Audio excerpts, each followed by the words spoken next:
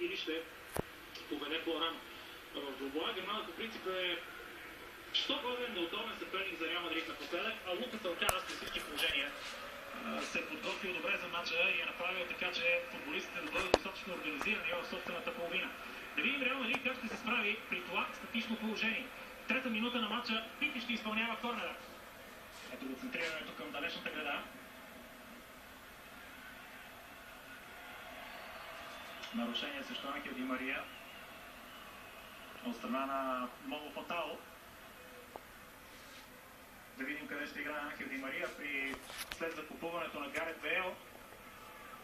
Когато Уелсът се прекна позиция, той игра на този пост и при гостуването на Райо Валекано. Действа вече като вътрешен полузащитник до Модрич и Чави Алонсо. Интересното обаче дали наистина ще играе на тази позиция или няма да играе малко пред Модрич и Чави Алонсо. Това ще следим с интерес, защото нека не забравяме, че все пак това не е типичен вътрешен халф и този пост е малко непривичен за Ди Мария, независимо, че и по-неудобен, нека така да го кажем, независимо, че той е футболист, който може да се труди в дефанзивен план.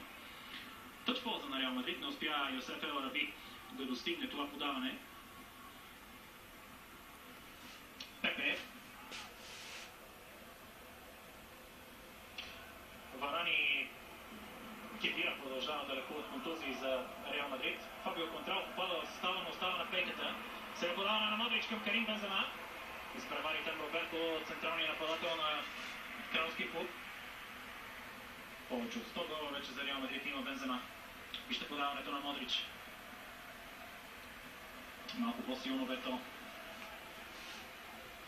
Напоследък футболистите, които привличат особено внимание в Реал Мадрид, са всички бранители плюс двамата вратари и не на последно място Лука Модрич. Пета минута на двубоя, все още нулево равенство. Освен наказания Фран Рико, Лукас Алкарас не може да разчита на контузените Егда и Гало, както и нападатели